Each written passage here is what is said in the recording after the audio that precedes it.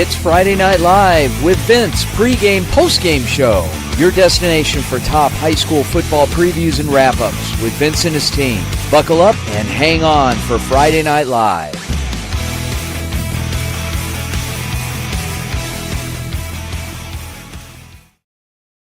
Good evening, ladies and gentlemen. Welcome back to Friday Night Live, presented by the Varsity Sports Show. It is our post-game show after a full night of high school football that had all the drama and rain delays and everything else, which is also why we were a little delayed starting our show tonight. But it's great to be here.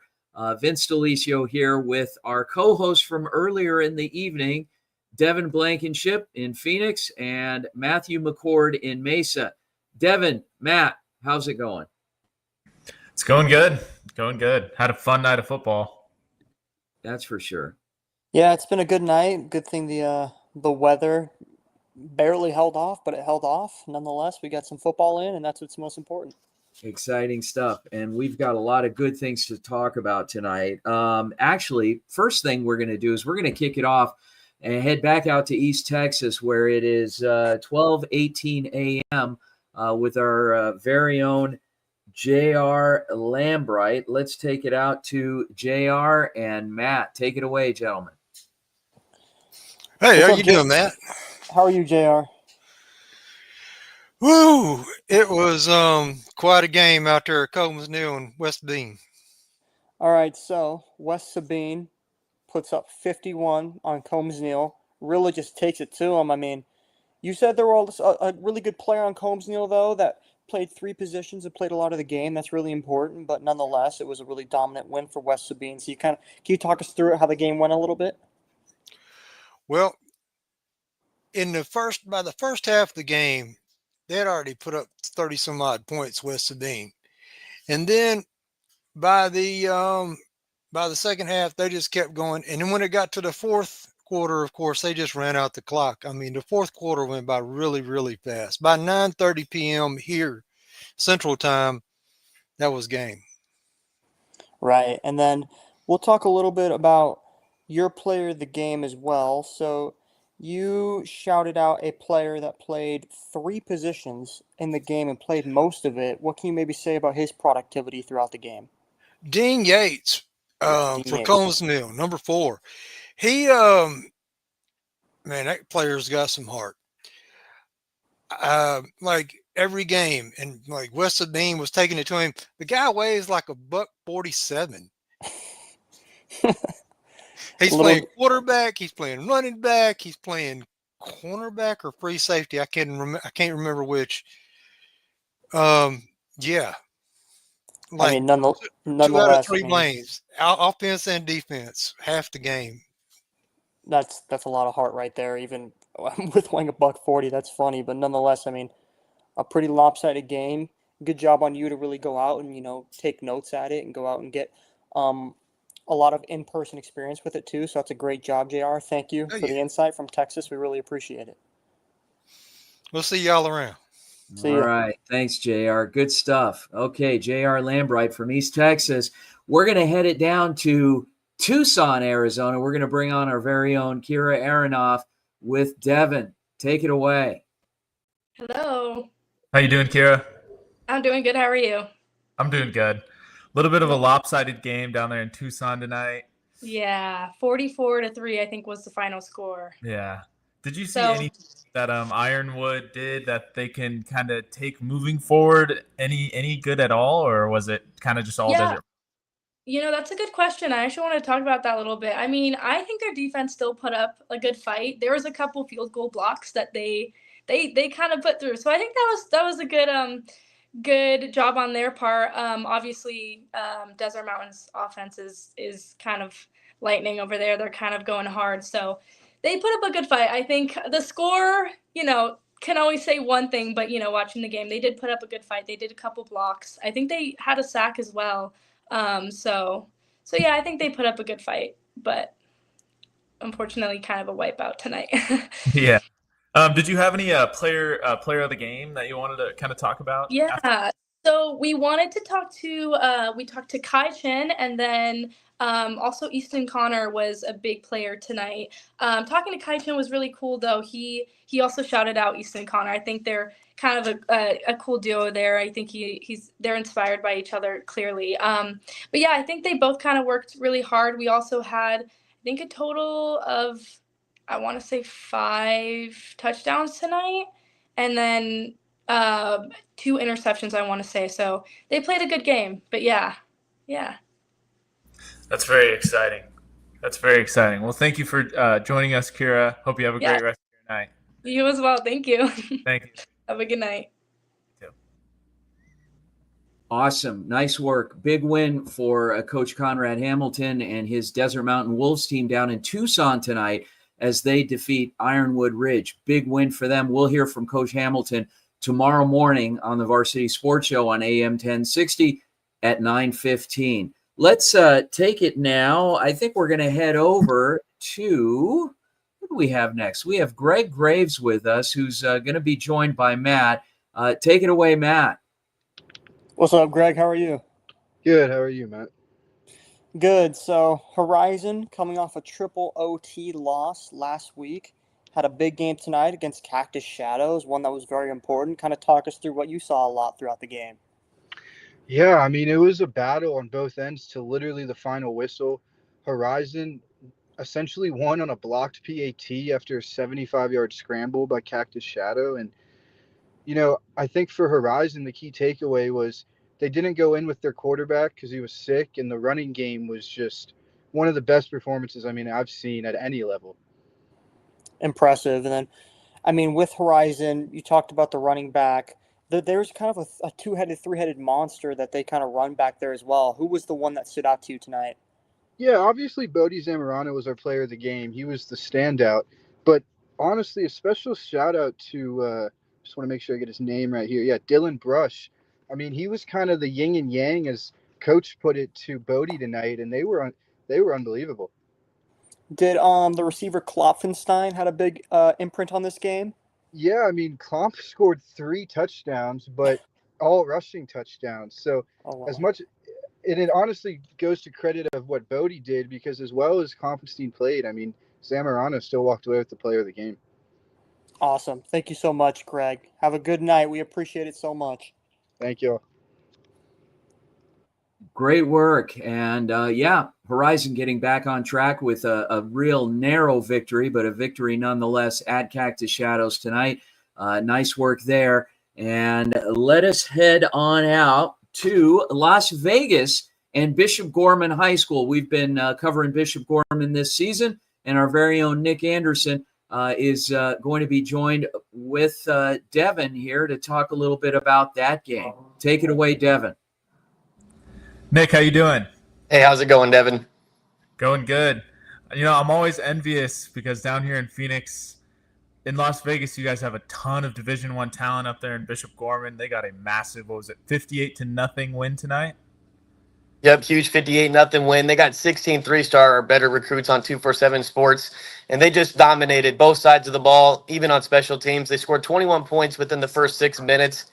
Surprisingly, in second quarter, there were no points scored, which was shocking, but in the end, they ended up pouring just so many points in that second half to put the score up 58-0. Just complete, utter domination on both sides of the ball. Out of those, like you said, 16 3-star or better players, who was your one standout guy tonight? I'm giving it to the 5-star commit to Oregon, Jet Washington. It's one thing when you have 3 interceptions in one game. It's another thing when you take 2 of those back to the house. So he alone completely outscored the Mojave Rattlers tonight. So he put up 12 points on his own.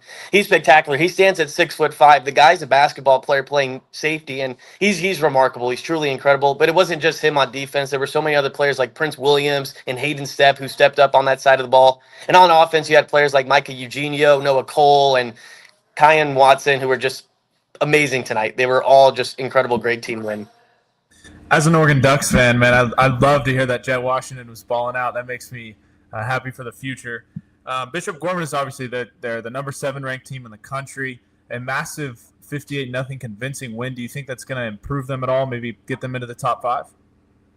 It's tough because Gorman plays, I would call it an easier schedule heading out.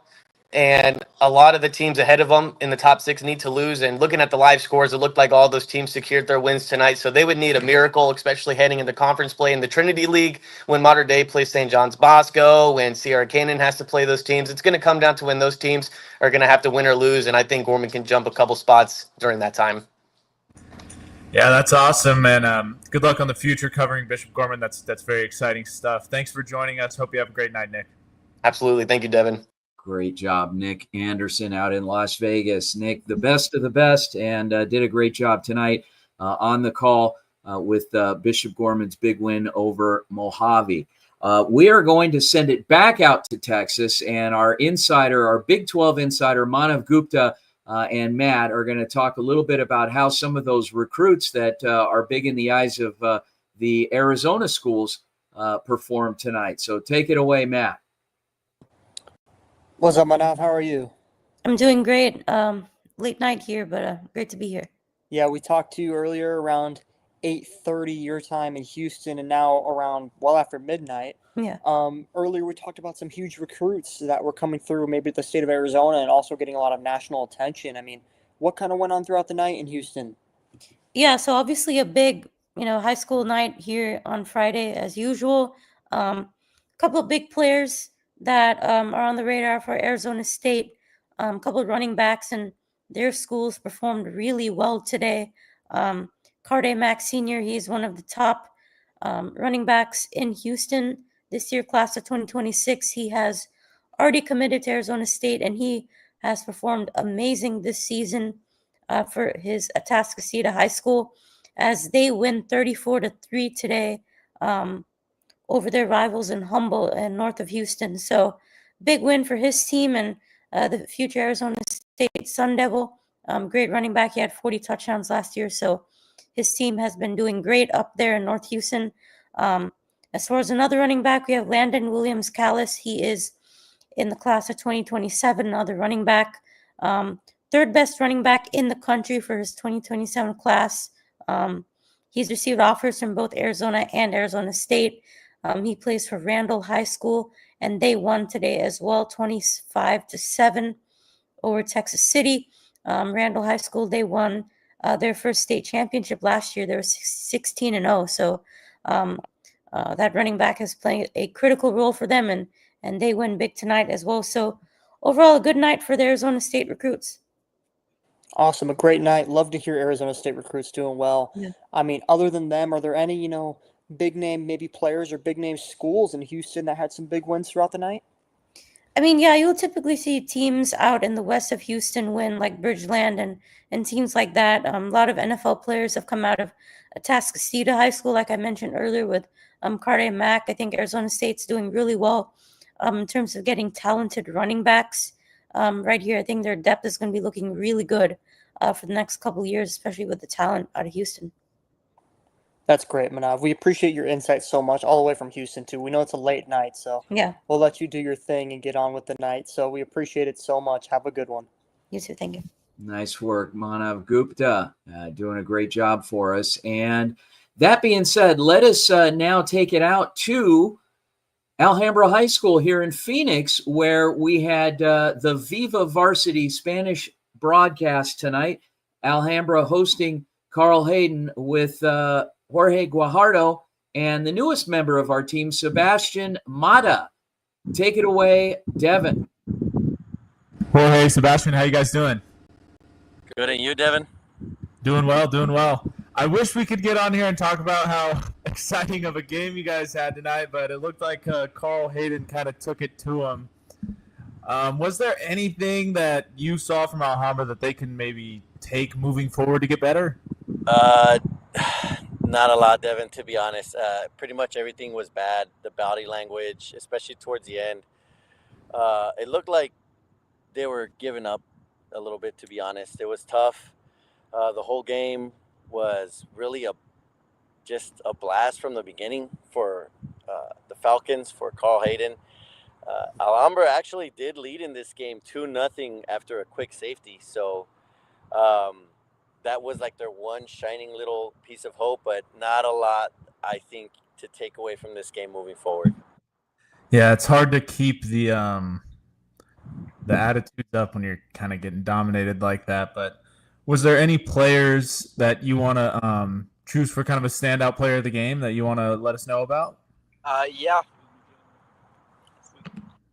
For sure, yeah. The quarterback for Carl Hayden, he was definitely a very good player. He made some really good plays, and I felt like he really defined the game, especially by the end of it. He was making some really good plays. Right. Obviously, we're here to talk about, Friday night sports, Friday night football, but I actually wanted to ask you a question about Viva Varsity, new to the Varsity Sports Show. What does it mean for you guys to kind of bring your knowledge of football and bring awareness of football to the Spanish-speaking community? Yeah, I mean, so they're kicking us out of the field, so I'm gonna be real quick about this. It's just a pleasure to be able to bring a language to a market, that's relatively untapped, especially in a real Latin mixed area like Phoenix. So that's what I'm proud about. I don't know, Sebastian, real quick. Yeah, I'm very proud of the fact that I speak Spanish. I'm very proud that my parents taught me it. I speak it fluently, and I'm very proud of it. So I'm proud that I can deliver this service, a sport that isn't necessarily covered in Spanish very often. I'm proud I can deliver that service to people who might want to learn about it more. That's awesome. Well, Sebastian, Jorge, I know you guys got to kind of bolt out of there, but thank you for your time. I hope you guys have a great night. Thank you. Great job, you guys. And welcome to the team, Sebastian. Nice work. Thank you. Appreciate it. All right, you guys. Be safe. Okay. Great job tonight. Let us now, we're going to take it up to Sacramento, California with our very own Rodolfo Gomez, who had a chance to see another game tonight. And take it away, Matt. Hey, Rodolfo, how are you doing? Good, Matthew. How's it going? Good. We knew you were out at the Wood Creek versus Vista Del Lago game, and Wood Creek just took it to them, 45-14. I mean, what really stood out to you about that Wood Creek offense tonight? Man, let me tell you, at the beginning, it was a very close game. Actually, Vista Del Lago came out on top, and it was a back and forth game. Then all of a sudden, around the second quarter, with 6 minutes left, I was talking about number 9. Isaiah Melendez. He literally took a 75-yard rushing touchdown. It was electric. The crowd went absolutely ballistic. Then after that was the breaking point of the game. They just kept piling it on. Then the third quarter began.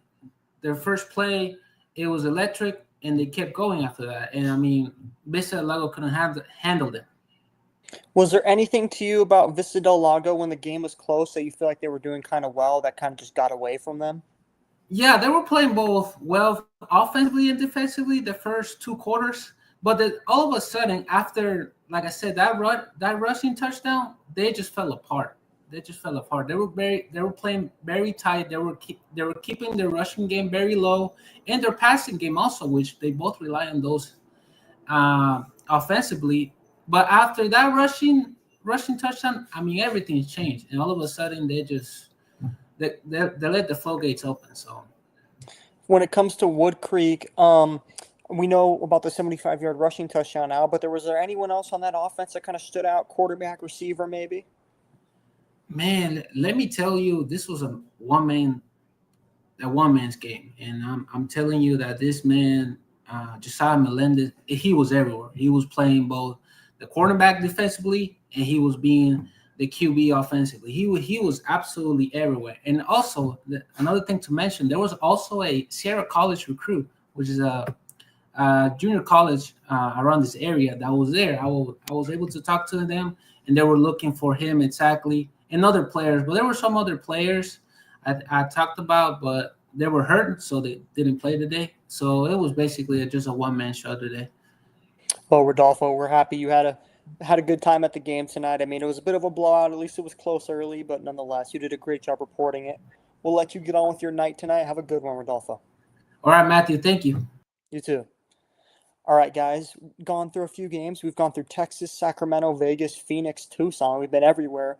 We're going to send you to a quick commercial break, and we'll be right back from the Saguaro O'Connor game.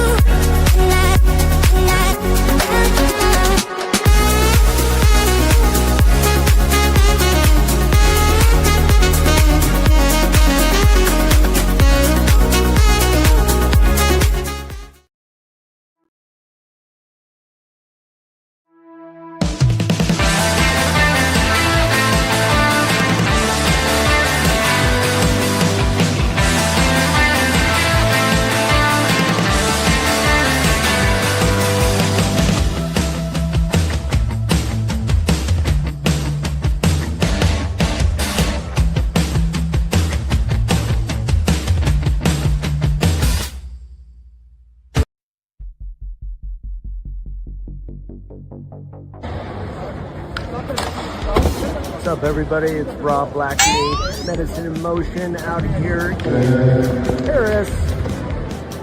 We're here at the Roland Garros.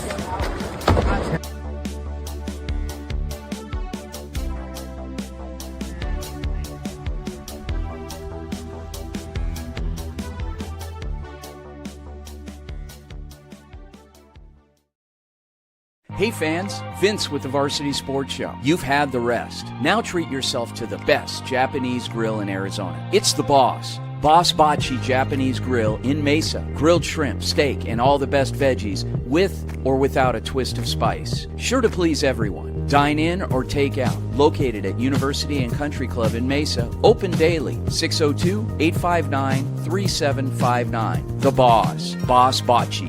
Hablamos Español.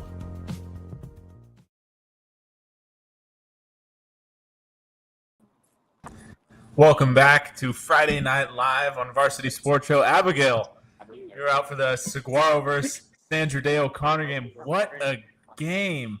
Oh, you're telling me. And it's starting to rain a little bit, but that's okay. Oh yeah, you're telling me that fourth quarter was crazy. I have no words. I'm ready for your question. I'm ready to answer them. It was the second half was crazy. There's a lot of scoring going on in the second half. Did you notice anything different going on between the two teams, causing them to score more? So like in the first half, it was a back and forth. Like, both of the quarterbacks were going in and out. Number 7 and number 10, Marcel Jones and um, uh, Palin is his last name, and I don't know if the momentum kind of just like died in the second quarter. Like defense was their offense was really well. Our defense just couldn't get to them, and it was really that fumble, that loss of the ball control in the last 5 minutes of the game that really no one could grab a hold of the ball. So then it went farther and farther back, and that's how Sandra Day O'Connor was able to score in the last couple minutes. Right. Was there any players that you wanted to give a shout out to tonight? Anyone that you had as the player of the game? Yes, my player of the game was number 7 quarterback Marcel Jones. He ran in 2 touchdowns and then threw 2 touchdowns, so a total of 4. And he's going to be my player of the game. He is speedy fast when he has the ball, in and out of people. So he was definitely my player of the game and someone you want to watch out for the rest of the season. Shout out, Abby. Awesome. What was the atmosphere like? Obviously, I was watching it on YouTube, the stream. It seemed very intense, but you were there on the sideline. What was the atmosphere like? Yeah, so actually it was alumni night. So a couple teams from past years were here. The stands was crazy. It was actually homecoming game as well. They had the royalty on the field. It was electric in the beginning, died out in the middle as usual, and then you just heard the stands roaring during that fourth quarter. That's so exciting. Well, thank you for joining us, Abigail. I hope you have a great rest of your night. Thank you so much. You guys have a great one. All right. Thanks, Abigail. Nice work. And as we transition, we're going to go to the other side of town and bring on Ethan Troll, who was out at a game that I was at least I was there for the first half, and that was out in Buckeye at Yonker.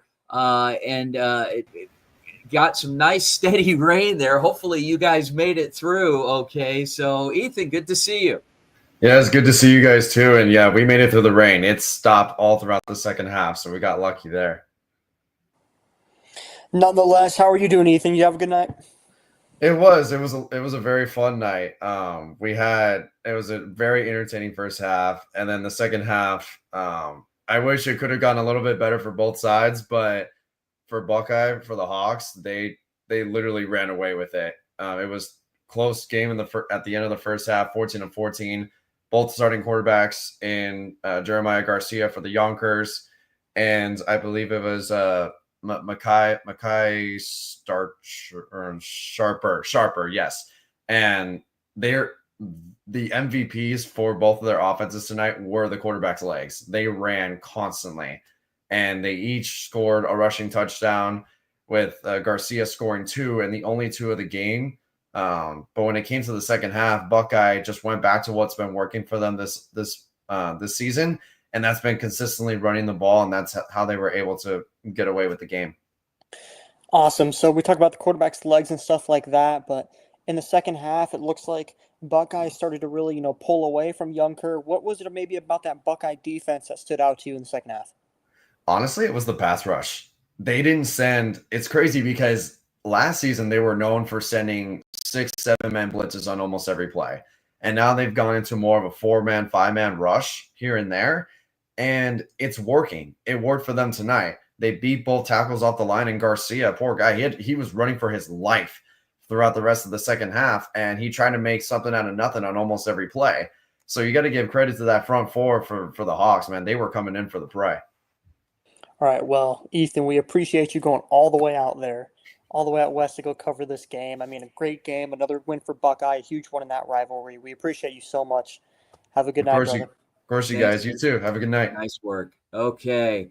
And with that, we are going to head back a little east, but still kind of west to Goldwater High School, where they hosted the McClintock Chargers and our very own Jasmine Dickmans with Devin. Take it away, Devin.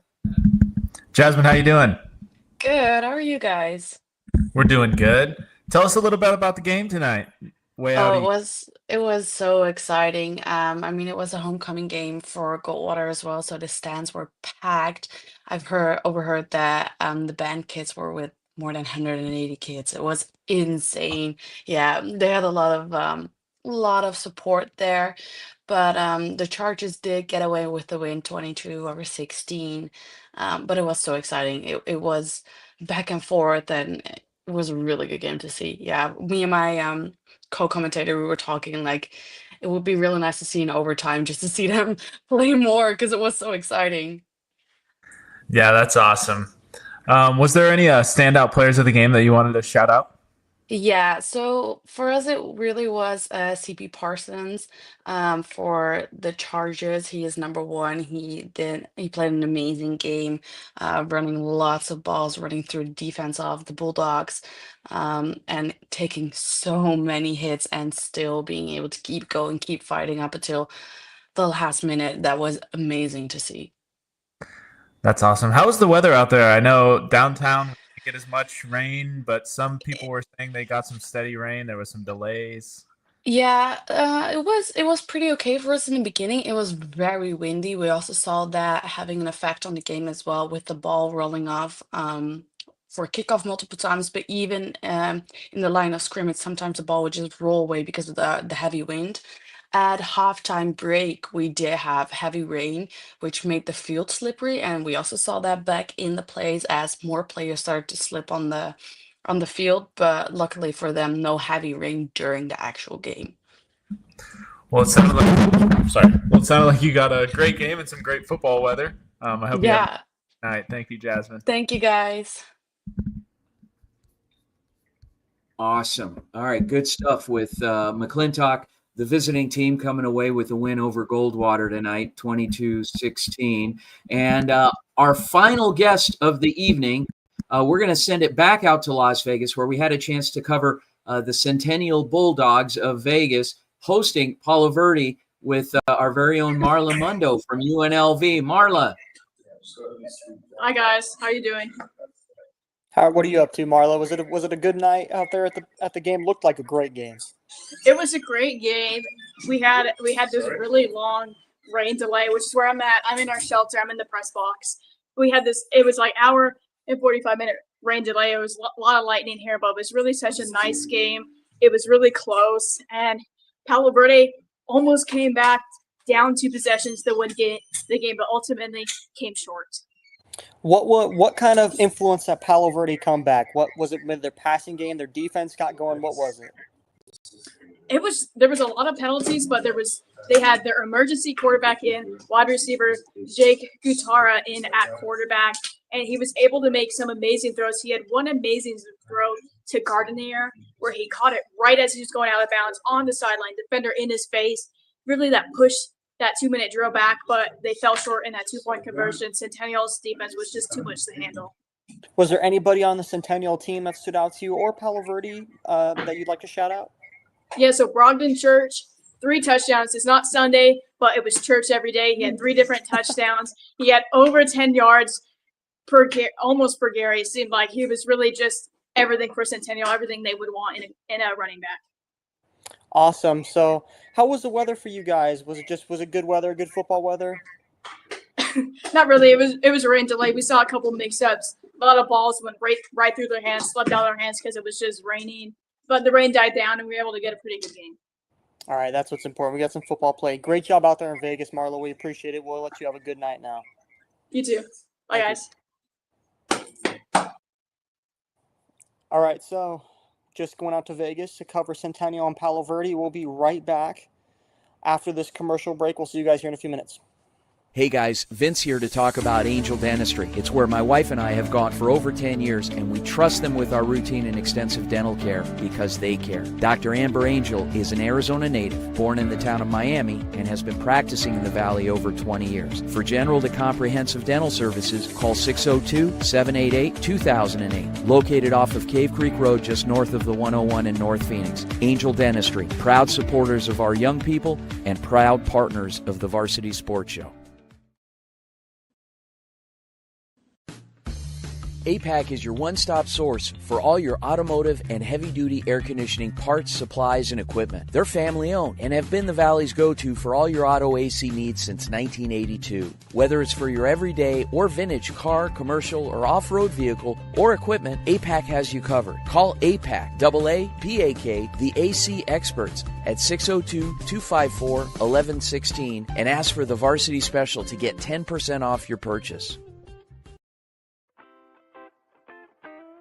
The Angry Crab Shack in Tempe, with an experience so good it remains indescribable, with something for every seafood lover. Try one of their amazing custom seafood boils, sandwiches, appetizers, and salads. Angry Crab Shack Tempe is located east of I-10 on Warner Road, 480-674-3847. The Angry Crab Shack in Tempe. Come ready to eat.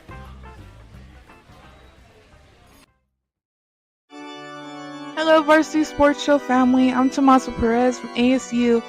Join me as I bring you inspiring sports stories and updates from our Catholic schools, where faith, tradition, and athletics come together. Catch me live on KDOS 1060 AM Saturdays from 9 to 11 and during Varsity Sports Show game broadcast.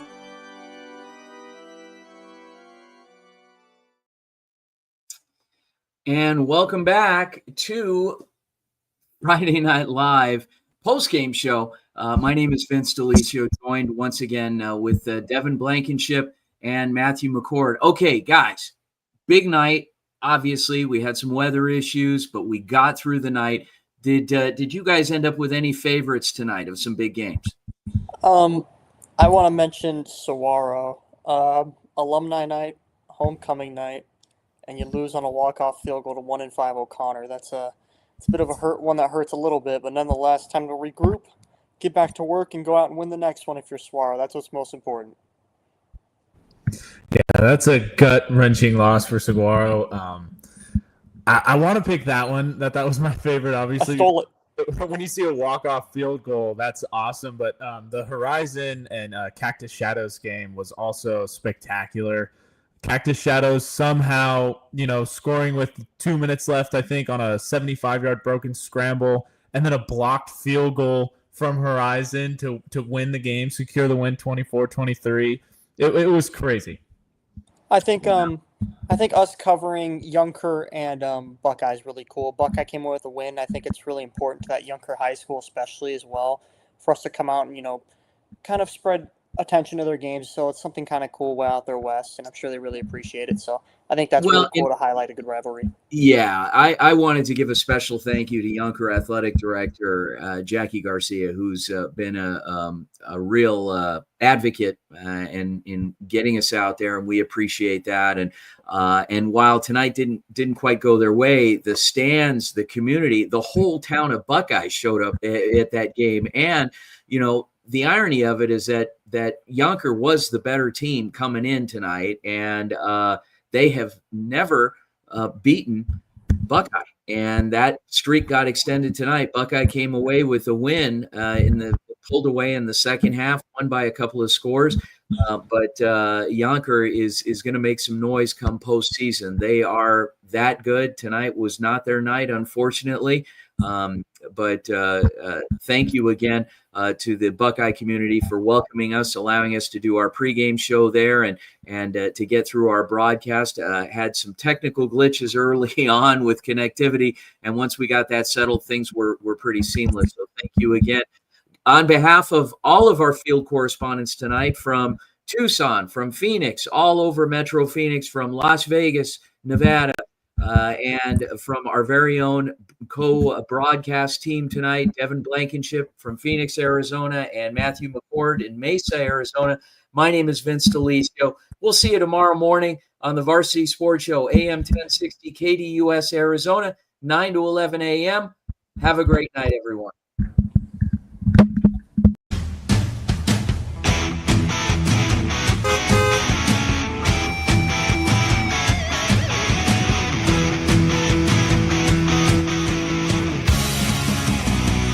It's Friday Night Live with Vince, pregame, postgame show. Your destination for top high school football previews and wrap-ups with Vince and his team. Buckle up and hang on for Friday Night Live.